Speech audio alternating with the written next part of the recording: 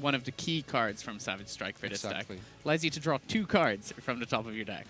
It's pretty good. I can't ask for much more. Definitely. It's cool that like nowadays you basically have the Pot of Greed versions in 3 different versions in the form of Pot of Desires, Pot of Extravagance, and Sekka's Light.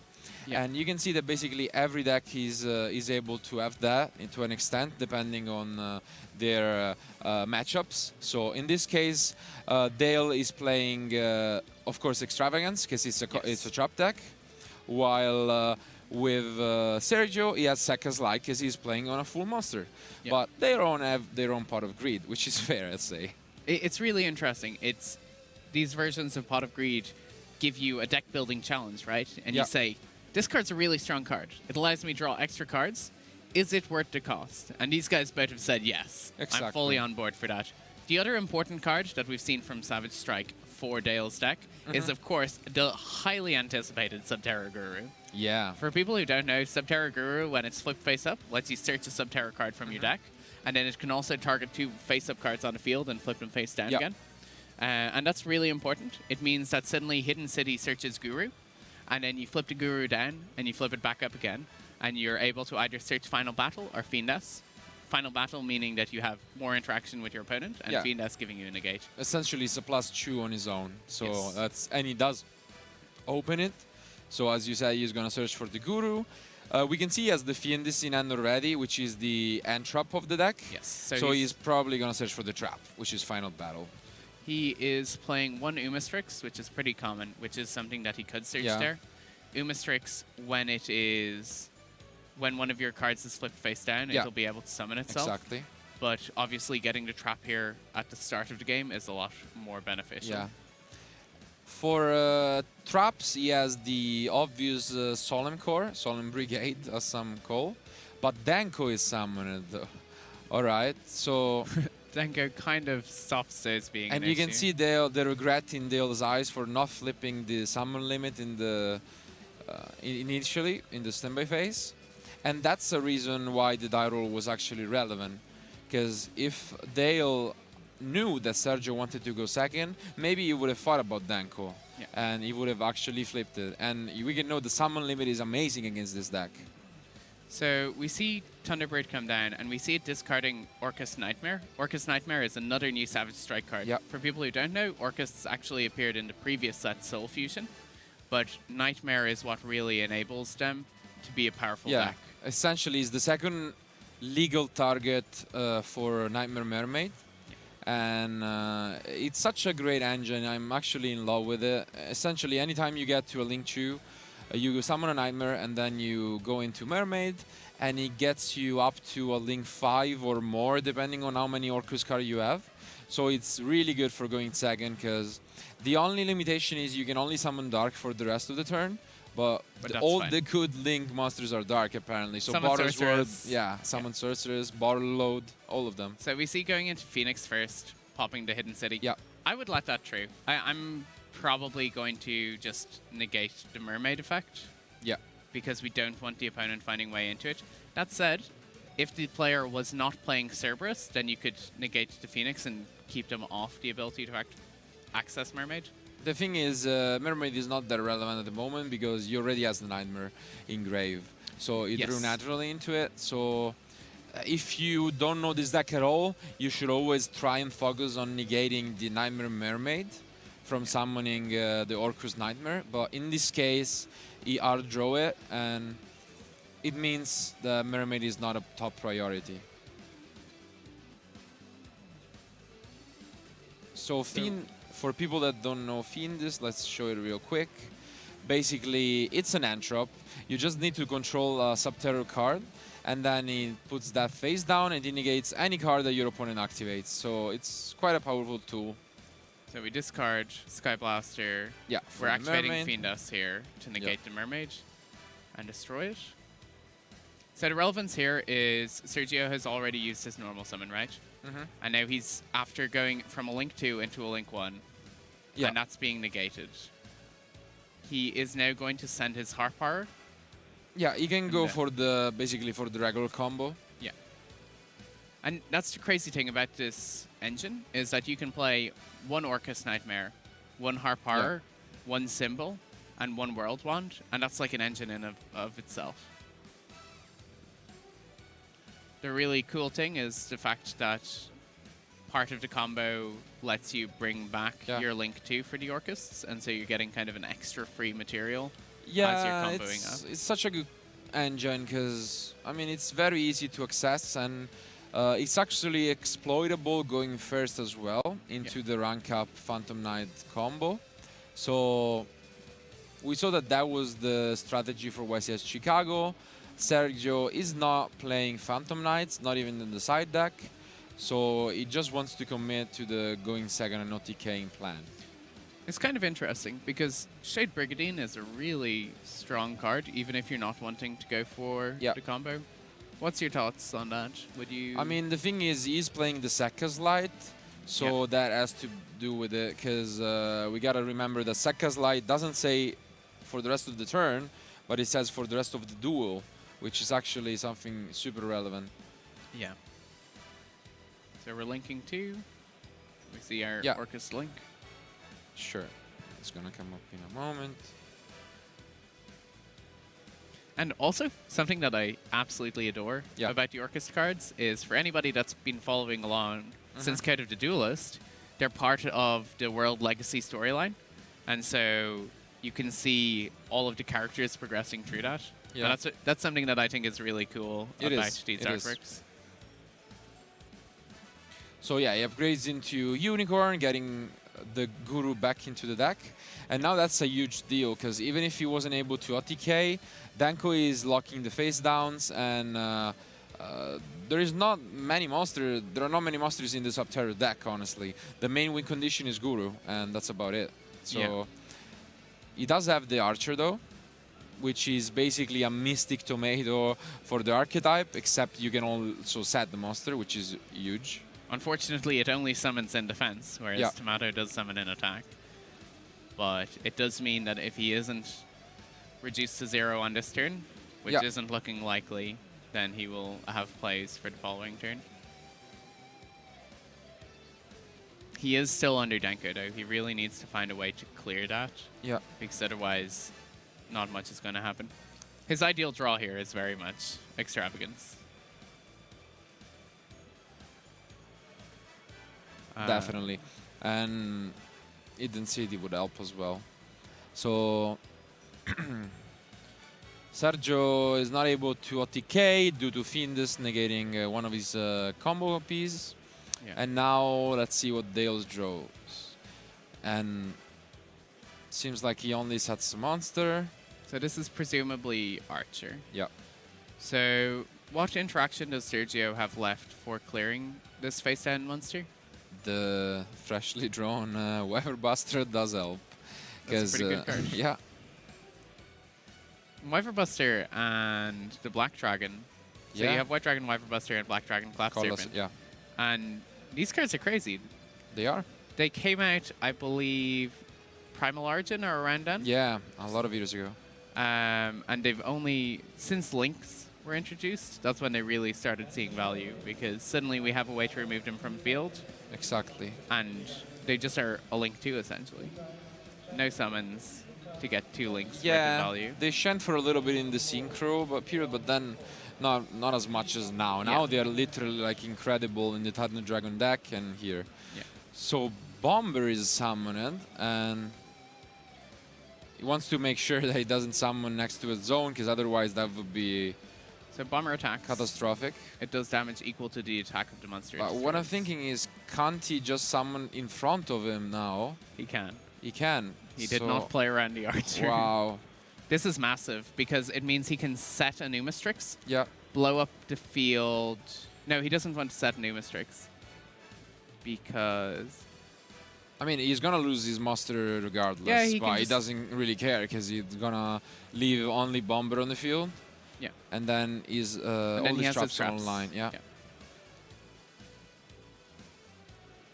And the thing is, if he went for this play, then he could have just attacked with any other monster and guaranteed the game. Yeah. Because Guru is only 1700. It's 1800 defense. Is it? Oh, Yeah. okay. But he's 17 in attack, right? 1600 attack, I believe. Let me Double check that. Yeah. 'Cause I remember He's always just face down. Like, Yeah. Thought he got to. But yeah. Huge bomber play now. He can get a dragon back, but this is gonna hurt a lot. Yeah, it's 1618 on Yeah. Guru. Which is unfortunate because it means it can't beat over a Denko Seka. Yep. And we saw a Guru being thrown to the grave there. But to be honest, like this was catastrophic. Like if Sergio would have done for anything else, literally even a borrow load was honestly safe. I don't know why the bomber was on top of his head. Like if he just borrow load and stole the face down master, I don't know would have. I mean, you couldn't do it right away because of course you need you can go for a borrow load with unicorn, but Gonna bring Fiend S back up here Yeah. because It it's has super another relevant. effect, yeah. Yes. It does it all. So first off, the negate effect can activate on the field or in the hand, yeah, but also she'll be able to just bring the Guru back from the graveyard. exactly. It's not just an entrop; it's also A able to mid-game kind of. tool. Yeah. And he picks up the Hidden City as well, which helps a lot because he can get to Umastrix now. Yes. Although he can just search Guru Yeah. and double its attack with Final Battle and beat over. Yeah, he's now back in the driver's seat, honestly. Quite surprisingly, to be fair, because... Denko second turn 1 normal summon is Yeah, generally quite effective. and there was not much that could have happened on... Like, the Bomber Dragon was very risky, but yeah. It's actually something I've been talking with friends about links in general, is that you have loads of great link trees, but the link trees have difficulty climbing effectively. So like a Nightmare Phoenix is often worth more than a Nightmare Unicorn Yeah, because the Phoenix can climb into a Boral Sword effectively, yeah, I know what you mean. and a Unicorn can't, which is kind of interesting. Because if this bomber were a Boral Sword, the game was over. Definitely. So he's summoning Fiend S, getting Guru, setting Umastrix from hand, and now he can flip Umastrix and banish the dragon attack for 2000. And he's just going to use his field spell. Final battle, flipping Guru. So he gets another Fiendus. Yeah. Final battle sets itself. Card's really cool. Yeah.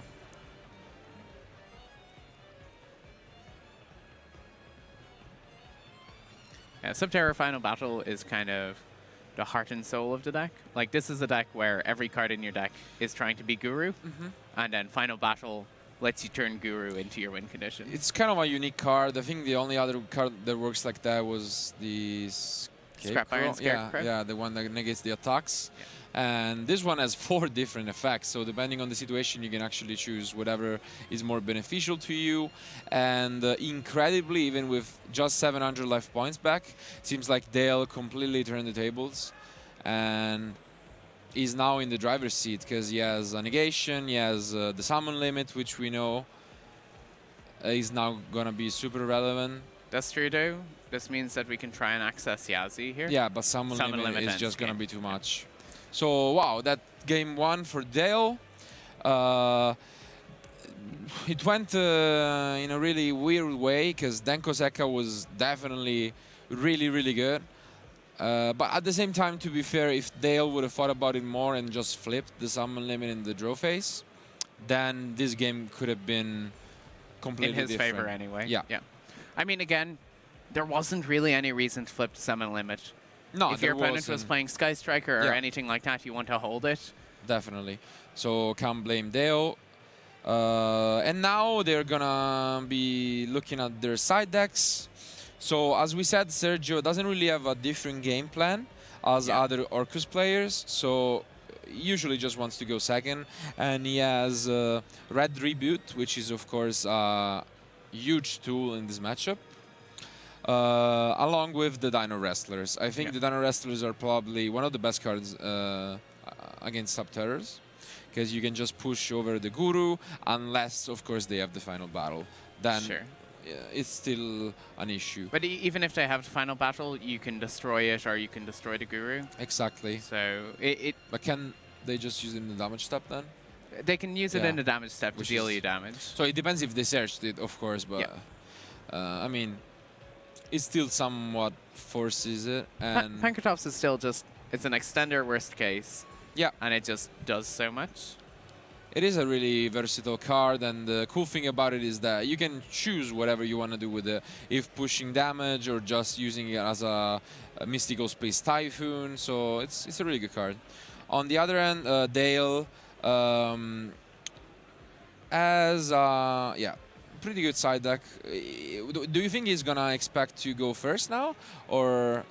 I think you assume you're going first. If you're familiar with the Orcust deck, and you haven't seen the Sekka's Light, so they could theoretically be on the go first and set up as a top game plan.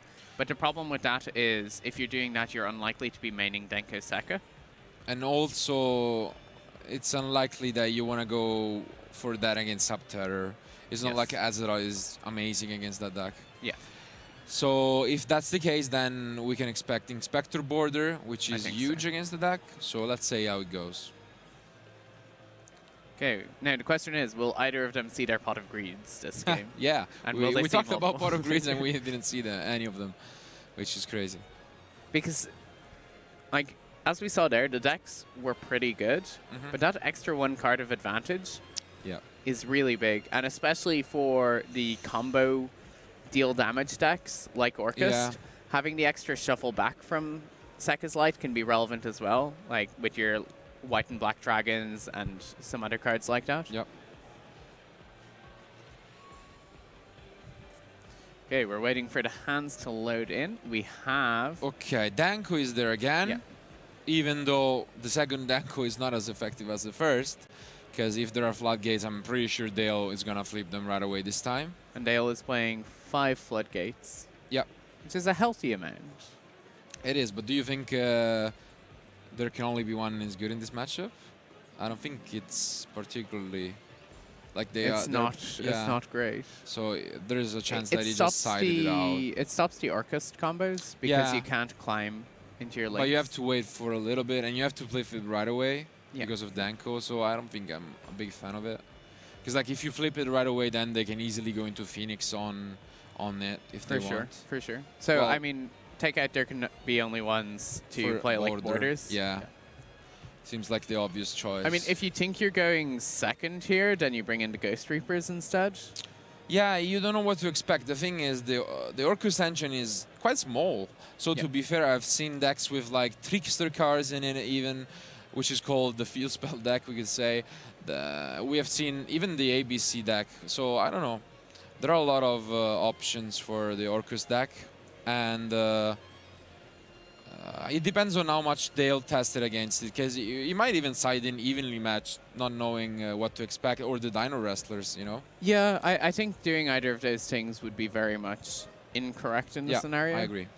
But again, like you said, the Orcust engine is really small and it's really flexible. Exactly. So it's kind of hard to tell unless you have the kind of perfect information. For example, I saw even Thunder Dragon variant, which was playing the Orcust engine in it. So that he had like the versatile of going for the Phantom Knight, Lockdown, or the OTK going second. And I really like that deck. So could even be that, because that deck can play Danko.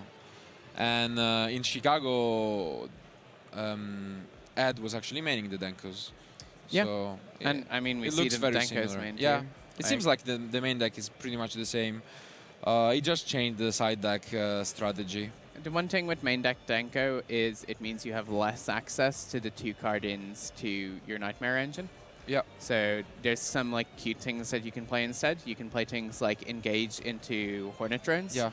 Because then you go Kugari, add back Hornet Drones. I agree. But to be fair, if it made sense in Chicago, it makes even more sense now that Salamangreat is a deck. That's true. And Danko is probably one of the best cards against that deck. Yes. Danko, I mean, as we saw earlier, the Salamangreat doesn't exactly have a high ceiling on its monsters turn 1. So Yeah, all it does is basically set 1 or 2 traps. So that's why we also saw a different trend, which is Effect Veiler instead of Impermanence. yes. The main reason is actually Denko, because you can Veiler Denko, and of course you can't Impermanence it, since it's gonna be face down. Well, I mean, if you have no cards on the field, you can impermanence. You can, but then Denko isn't the best card of the word.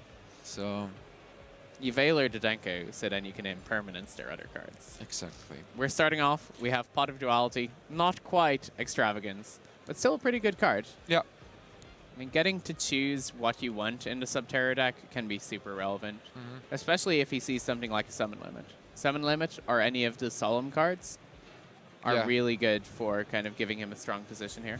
And something important to keep in mind is that Extravagance says at the start of the main phase 1. Yes, it has to be your first So play. you can't pick it up with Duality, unfortunately. And I've seen that happens actually a few times when you just think you can get it just like with Desires, but Ooh, that looks like a set 2 go. yeah, definitely not a good opening. I'm curious I'm if uncomfortable here. Yeah. Like, he might open. Okay, and Denko is there I think again. he's in danger. Oh, that. What a fun. And so I'm not invited back. So we have a Mothman and we have Jackalope. We have a bunch of dangers, Like, so. we're doing a lot of stuff here today. And there you see the Impermanent set, which, if that was a Vader, would have been slightly better. There might even be a call there to hold the stuff in hand and just try and stop yourself from being OTK'd. Unfortunately, the Mothman gets sniped. And now he's Which is gonna very be forced to probably discard the Jackalope or the Destrudo, depending what he gets. But no, he draws a second deck, okay. And there goes Impermanence. Yeah, Not doing much here today. definitely. So Wyvern Buster is there, and It makes sense to clear this from his hand. Yeah. It's the one card that he doesn't want hit. It's unfortunate having the double Jackalope because it means it's super likely that Jackalope doesn't resolve. yeah. But now he's free to do whatever he wants. He has the Destrudo, he can go for Yahtzee, and yeah, as I said, the Vader might have changed a little bit, so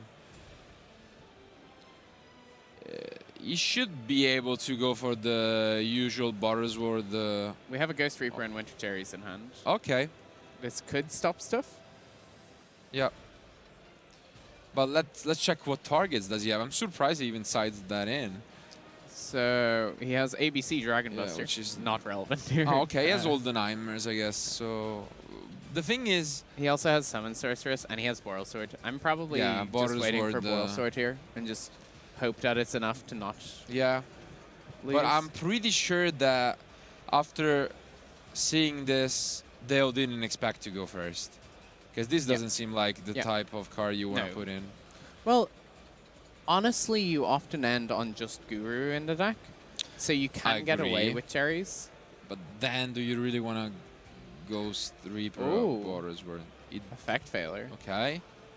And we have an Impermanence Yeah. set, possibly. Tempting to activate Mare. Mm-hmm. Does Dale have a response? It's the Impermanence. Yeah. So now we have a Black Dragon, a Jackalope, a Mare, and a Denko. Trying Just to fight try back. and find game. Yeah. And we can't make the Boral Sword because he can just clear it, or else he can clear the Summon Sorceress if he wants. Yep. And even more in confirmation of Dale expecting to go second, he has a Dino Wrestler in his hand. Which So is really nice. it's gonna be nice in this unexpected situation. It would be nice to see one of his engine pieces as well. Like, if he draws Hidden City for turn, that's really good. So we see Nightmare Phoenix coming down. I would cherries Mermaid here. Yeah. I think we just cherries the Mermaid and we say, you don't have any Orcusts this turn. What have you got? Nope, he's letting the Mermaid go through. But the Not thing, sure how I feel about that. I mean, but what do you? But if you Use it on. cherries Mermaid before But he you doesn't can- have Mermaid though. It's the only card he doesn't play. Oh, He's playing right. all the other nine. Oh, That's why. That's unfortunate. So yeah, he wishes he did, but The thing is, he can, whatever he chooses between Phoenix and Cerberus, he's probably playing the other one. So Yes, he's playing both of them, so it's that's not like unfortunate. this topped match, and he's gonna be able to go for the usual Orcust combo. And as you said, we're gonna see the Reaper most likely on the Boros word, if on anything. We're either hitting Boral Sword or we're hitting Sorceress? Sorceress, yeah. Yeah. The it's gonna problem be is if you don't Sorceress. hit Boral Sword here, you're taking at least 7,700 damage. Yeah. Which is not much left to play with at that point. But if you don't hit the Sorceress here, then your opponent is going to be able to end on Sorceress plus... And he does Cold Sorceress. Yeah. So yeah. Boros is where they're gonna be summoning, and yeah. Bye-bye, Summon Zork. Hello, Boral Sword. Does he Nice have any other upgrade. summon? He still has... Yeah. Yeah. He's still fine, so that's more than enough. Yeah. And yeah, That's- Sergio takes game 2. It's 1-1. We're gonna go and see last duel between the two. And now I'm pretty sure Dale just wants to go first and do whatever he does with his deck.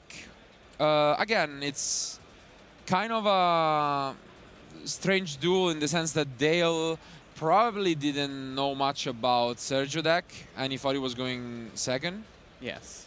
Yeah. And he kind of missided in that sense, because he drew, I mean, he was unfortunate to draw basically all the cards he sided in, because he had Cherry, Dino Wrestler, and all the Entraps. But yeah, that happens sometimes, and that's why you should try and look out even for decks that aren't super popular, like the Danger Orcust deck, just to have a general idea of what they do. I mean, this event is a difficult one because we actually see such a broad format. Yeah. So I think there's probably 7 or 8 decks at the moment that I would consider completely viable to play for I this agree. event. It's quite a wide format.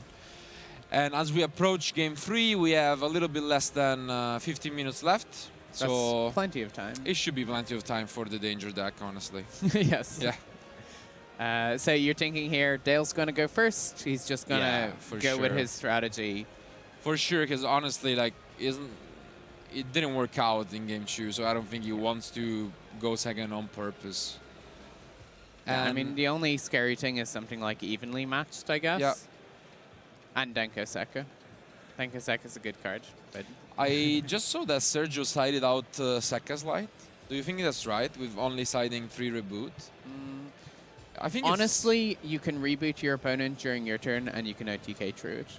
I agree, but like, isn't it okay to just side in both reboot and Seka's, in the sense that if you draw both, you still get the +1 back? I don't think it's that bad necessarily, because you need cards to discard for nightmares anyway. So like you can Yes. decide, because like what I mean is, if you draw reboot, of course you give priority to that. So maybe that's. I think it's a little bit of a stretch, but I think I would be more comfortable just siding the Sekas out for the reboots, because Yeah. if you're not siding the Sekas out, then you're siding out just like Dangers or other I kind agree. of extender cards. I agree. So he has a reboot in hand, which is very scary. And a Denko. Powerful Okay. Yu-Gi-Oh! Yep. He only has Mothman as an extender, though. But he doesn't need to normal Denko though, because of No. reboot. So he's a little bit. He has more freedom. He can normal summon the Orcus as well. So let's see. It all depends on how Dale opens. Double pot of extravagance. And we finally see one of the pots we've been talking about. We said goodbye, Sekas. We'll see you later. Yeah. But pot of extravagance. Really good card. It is. It is a really interesting card. It rewards you very well. Honestly, in this deck, the cost is not big at all. You don't really care about your extra deck. I mean, we see Dale playing triple Gaga Cowboy because there is exactly. nothing better to play in the extra. Yeah, who doesn't play triple Cowboy? Yeah. You know, it's It's regular standard. 2019 Yu-Gi-Oh! Of course. Triple Cowboy. First thing I put into every deck. Yeah. You don't even think about it.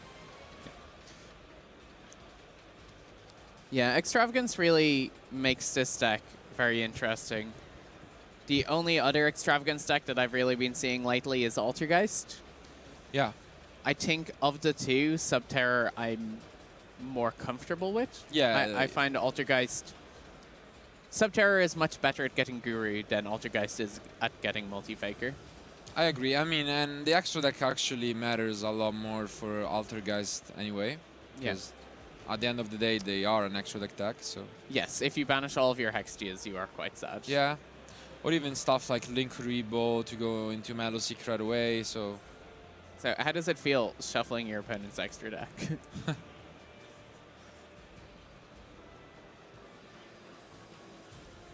So we're just discussing. So the way it's working is you shuffle and then you just take the top 6. Yeah. It's all random either way. Yeah, it doesn't really matter. It's just we know how it that is for this event. he literally has no cards he can summon almost. So he draws. And we know he only has 1 out to the red reboot, which is the Solemn Judgment. Yes. So... yeah, he's not citing any wiretaps to deal with reboot, which is reasonable. I don't think this deck is as reliant on trap cards as Altergeist is. I agree. And that's a big difference, though, from this deck and Salomon Great, for example. Because, like, traps are relevant, but you have the negation with Roar. Yeah. So... but here we do have Fiendas, which means even when our traps are shut off, we still have interaction. Which is really cool. Because again, this Fiendas can shut off the Orcust play, right? Yeah, as we saw in game 1, essentially. Fiendas is just such a good card. And Expector Border comes down, though. And that changes everything. Because now... we can see that basically he doesn't have any out to it. We're going to play some Battle Cruiser Yu-Gi-Oh! Just big guys fighting each other. The second pot of Extravagance is suddenly not bad now. Yeah, definitely. Because now he gets the Tsukchunoku, but we can see that in his deck he has a few Kaijus, but that's about it. Yeah. And again, the Subterror deck doesn't care too much that it can't use its card effects because it does have that synergy between its monsters and its trap cards. So we're going to banish another 6 cards, presumably, leaving him with 3 cards left in his extra deck. Does he have any Cowboys left? That's what I want to know. Going to draw 2 cards. So I think the L's in the driver's seat here. Definitely, definitely. I mean, even just opening the border without anything else, it's incredible against this deck. The only thing that can happen is a Kaiju.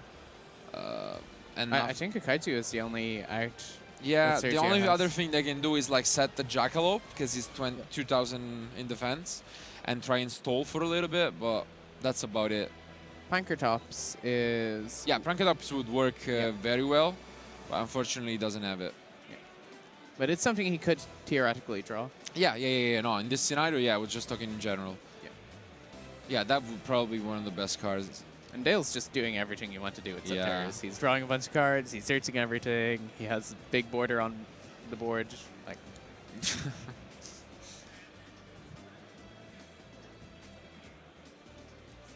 and it's unfortunate. You know, we saw Sergio's hand at the start of the game, and I was like, yeah, we were excited for it. It seems like it has stuff, and Border just says, no, we're not going to play with natures. Don't run with knives. He attacks over the Mothman. Yeah. He's going to say most likely a Guru, and just one back row. Okay. So presumably he doesn't want to overcommit to something like evenly matched here. Exactly. I don't think... I would not expect Orcust decks to be playing evenly matched. Like, the battle phase is so important to them, and they already just clear everything anyway. So it's kind of an interesting play. Perhaps he doesn't have extra interaction. It's possible, honestly. Border plus Solemn Strike is interesting. Yeah. So we're going to use the built-in summon. He gets the Wyver Buster, and then... oh, the strike's really good here, actually, because it's going to hit the Phoenix. Yeah, there is a red rebuff, though, which is still relevant, but...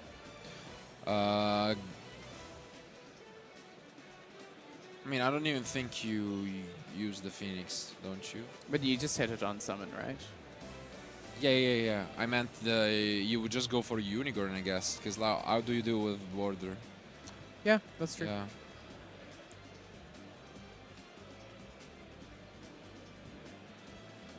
So we summon Symbol. Yeah. We go Link 2.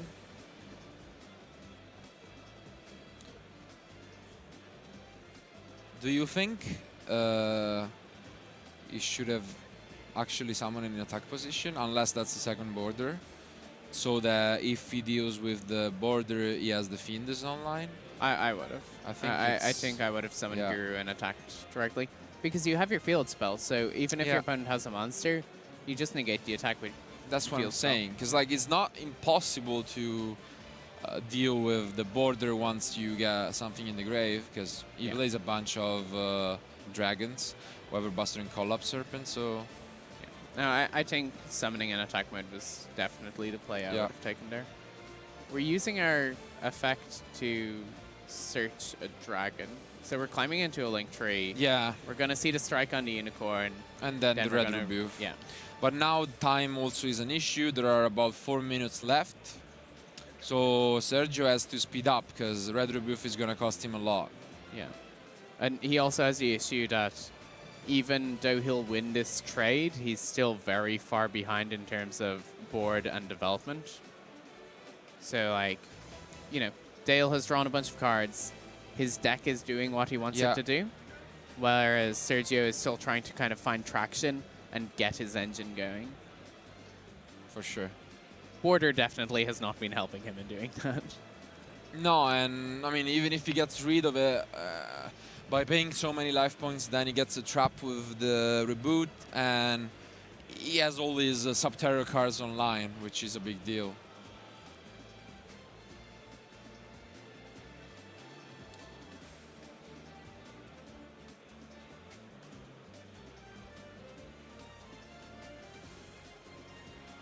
Border is such an interesting card. Yeah. We've seen it across a bunch of different decks, and it's kind of the ideal stun monster, right? Because traditionally our stun monsters were things like Fossil Dyna, where it's 1000 attack, 1200 defense. Border is 2k, and he just shuts down all your monsters. Exactly. Now, as we see more Link 1s come out, he's going to diminish slightly, I guess. Yeah. But he's still just a super relevant card. This is the third hidden city in one game. Okay, surprisingly though, Sergio just passed. And it's very weird. Yeah. I'm wondering what's that about. It's...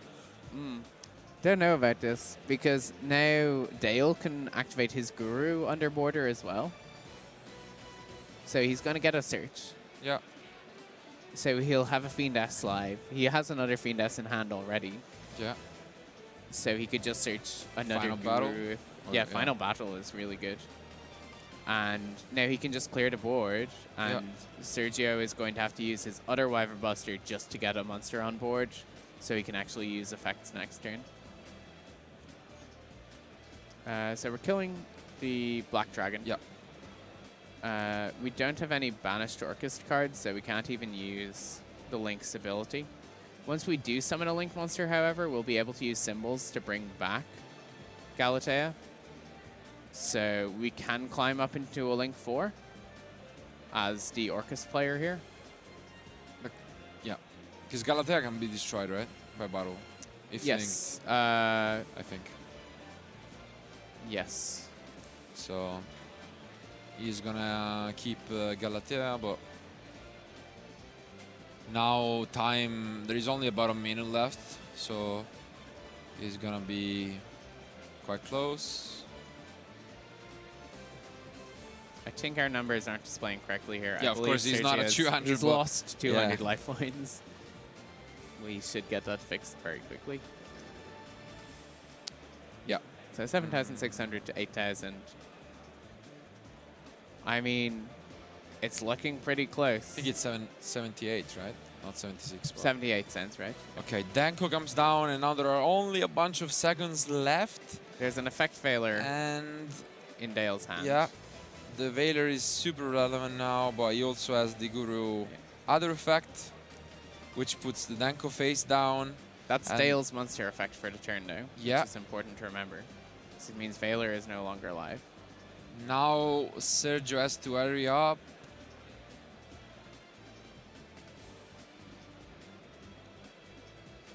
Does he have any way to deal damage if he ends in the main phase here? I mean, I think he's locked by the final battle because of reboot. I'm surprised that he never said it. So that could have been an issue. Like, if he said the reboot in the beginning, then that could have been relevant because he wouldn't have paid life points. But Yeah. now, time on the round should be called pretty soon. And I think what we're seeing here is the Subterror deck got to play what it wanted to play, and what it wanted to do was just make his opponent spin the wheels and just not get to where he wanted to go. Like, the Orcust deck has strong combos. Yeah. But it never was able to stick itself to the board so it could actually pull those through. What I'm thinking is, though, can they just attack over? Well, if time is called during the main phase, then... Yeah, I know. Yeah. But I'm not seeing the die roll, so I'm assuming they received a little bit of extra time, because usually we show up, and then how big is the Orcust Link 3? We have to check, because then you can just attack over border and... No, you shouldn't do that. Wait. It'll be 300 damage. Because then that would have been enough. Yep, that would be sufficient. But if he attacks there, you just get final battle and you lose. Yeah. And we know that the final battle is there. Wow, I'm confused. So she can't be destroyed because she's being pointed to. But that's not really relevant here. Let's check out real quick the Orcust Link 3. Longirsu. Longirsu is 2,500. Yeah, and so if you just attack with Longirsu over border, that would have ended the game. Yeah. That would have ended the game. So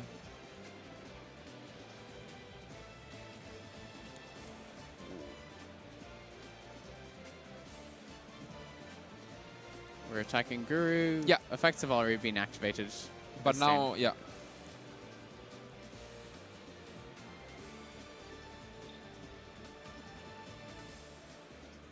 the third pot comes down, banishing 15 cards of his extra deck in total in this duel. Drawing 1 card for his final pot. I think he's resolved pretty much all of his consistency cards this game, which is impressive.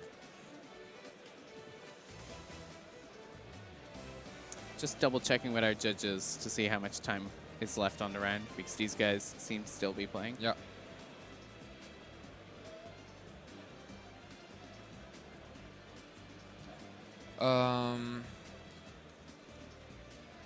So Dale has no extra deck here, so he definitely can't climb into anything, but he can tribute 2 monsters to summon a really big... Summon Umastrix. Yeah.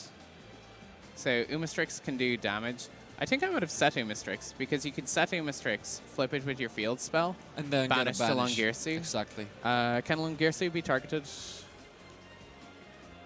Yeah, it just can't be destroyed by card effects. So Umastrix is attacking Longirsu. We're going to double its attack. Yep. That is a big Subterror. Goes up to 4K, I believe. It's kind of funny because you have all of the Subterror monsters, but out of the actual Subterror behemoths, we only played 1. I mean, and Guru was apparently all the deck needed to just be relevant. And there is a reason that people are calling it Guru Control. Guru deck, Guru Control. So now he's in the driver's seat. He's just gonna get it face down, and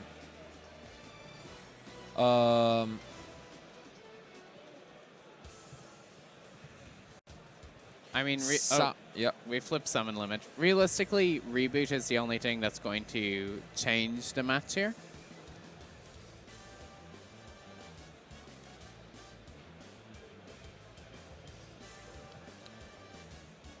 Because if he doesn't reboot here, I don't see how he can win through a summon limit plus the final battle. Yeah, he has to reboot here most likely, and still has to find a way to deal with the border, which I'm surprised he didn't attack over last turn, to be honest. And yeah, he does reboot, so... Okay, so there's 3 minutes left due to certain issues. So. Yeah, there was a little bit of extra time, and... Okay, so we still have time. Reboot has resolved. Sergio is in a position where he's the one that has to win this game. Exactly. Now, yeah, the 3 minutes are quite relevant, and the thing is, I'm surprised why he didn't attack over the border last turn. What do you think? I don't know. Yeah. I definitely would have. He had to reboot, so he had protection. So... Because now he's basically in the same scenario as last turn. Yeah. He has no way to deal with it. He can special summon a monster here, summon... Yeah, no, I mean, not a good way in the sense that then afterwards he can just push a lot of damage. Yeah. He has to go for a unicorn, and it's not going to be pretty, let's say. Yeah. And here I'm again concerned with why Dale doesn't leave his Subterrors. Face up Yeah. for Fiendus. Valor comes very down. odd. Yeah. I mean, he's still safe here. Like, He is, but Imistrix isn't going to... he's just kind of issues. taking unnecessary risk. So we tried to get to the border, but Effect Failure came down on the Yeah, unicorn. and now we're probably going to see the bomber that costed him the game in game 1. Yeah. I think it's the only thing he can make. Yeah, because at least he can deal with both the border and the Umastrix due to the lack of Fiendus. Yes. Yeah, and that's what's going to happen. And yeah, the handshake comes down, and Dale takes the match quite convincingly. So let's go to the post-match discussion to talk about it. Well, what a match. It was quite a back and forth one. Yeah, I mean, it was something that I was really interested to see. We have a deck that's very much a go first deck. Exactly. And a deck that's very go second.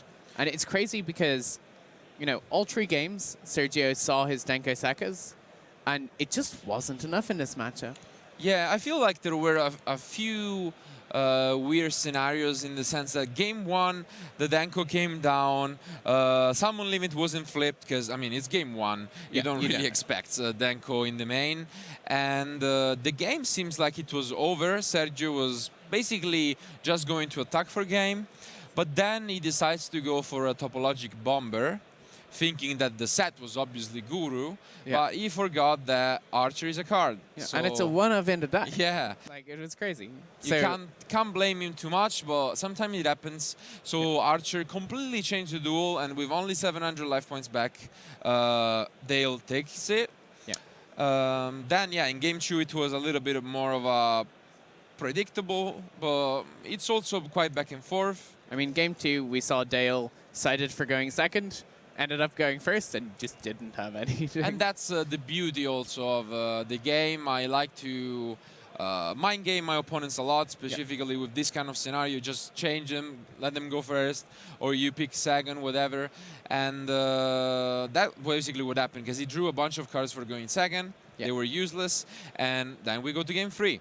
And in game 3, it's also a very unique game, because we see the Denko, we see the reboot, but Inspector Border is just a card. So I mean, yeah, we got to see Extravagance and what looked like a really weak opening from the Subterror deck. He wasn't doing his game plan, and he just goes Border, Normal, set border. 1, go, and the Orcust deck just couldn't get on the field.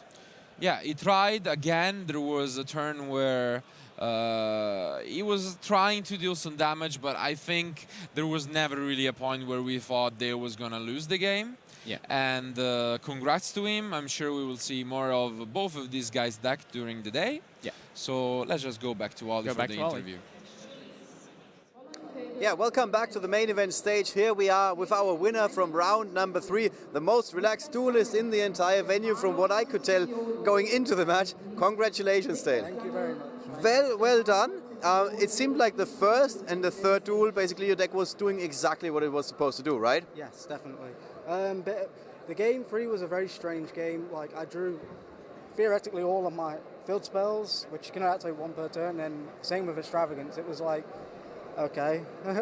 I suppose it's okay. Like, I'm adding stuff and everything. The Inspector board is doing its job, but if I don't have anything to back it up, sooner or later, he's eventually going to get over it. Right. So, what would you say, which card is the MVP in this match? Was it Inspector Border?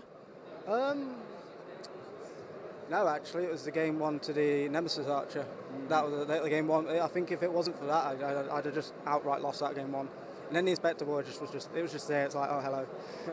Right. So, you win the first game.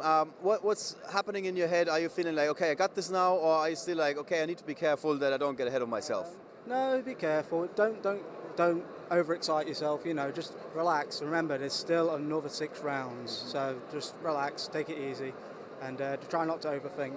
If you do overthink, you're going to take too much time. So, what was your side decking strategy after that first game? I assumed he was going to go first, do the Azeroth combo and all that, and I thought, well, maybe he won't because it's playing against Subterrors. Or maybe he's just going to set up a big board and do whatever. And then when he made me go first, I went, oh no.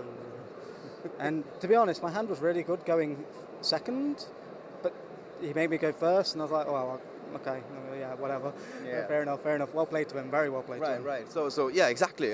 Good strategy. His deck was actually built to at least go second in the first game, yes. And I guess depending on the opponent, he might shift strategies. All right, so the second game doesn't exactly go according to plan.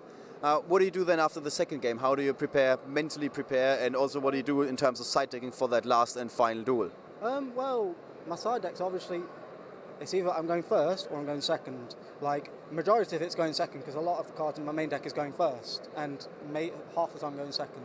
So, like, if I at least draw some form of Floodgate or Inspector board or anything like that, then it should theoretically go in my favour. Theoretically. Right. But besides that, it was just take out all the dead cards. I figured he's going to set aside red reboot, so like try and put more hand traps in so that his red reboot's not going to do too much. And if it would do something, it's probably already over for him. As far as I'm aware, the UK is actually like growing market at the moment. Seems to be not just that there's more players, it also seems like your top players are actually getting better and better. We see that in the European rankings where a couple of the guys with the most points are actually all from the UK. Is there like a secret or something, or what are you guys doing to make sure that you're all getting better? Because it seems like your level of skill is just going up. Well, the thing about the UK is that it's very small. Everyone's close to each other. So all the good players teach, say, the average players and the bad players just to try and get better. That's the best thing about the UK. We all help each other. If you want help, they'll give you help, and that's the best part about the UK because they help each other grow, and I think that's the reason why we're. If I'm playing devil's advocate here, because we haven't seen the UK put in like strong numbers, I don't know, 4 years ago, something like that. We haven't had a UK champion after Brighton for 6 years, and then eventually we saw another one. Do you feel like this is something that has changed, or has it always been like this? It always has been like that. I don't know. It's weird because like 4 years ago, I remember that a lot of the UK just kind of stuck to themselves. There were sort of few good players that did help each other out, but now that all these teams are coming in and then just like helping each other, like assisting each other, just like discussing strategies and all that, it's what's bringing us up and what's trying to make us probably the better country in Europe. We're definitely going to see another UK champion. I feel like in terms of relative numbers, you're going up and up when it comes to the top cut. All right, so thank you very much. Thank you very much. Best of luck for the rest of the weekend, and we of course hope to see you again.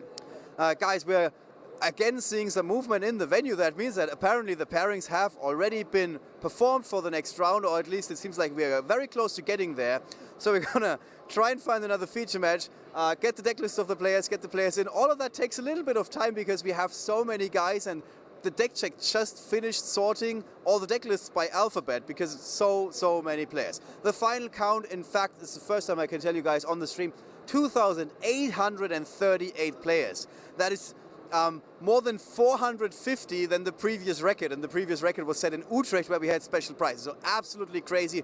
No one could have expected this. So guys, very soon we're going to be back with yet another feature match. Stay tuned. You're going to just see a big advertisement break basically, and then we're going to be back with another feature match.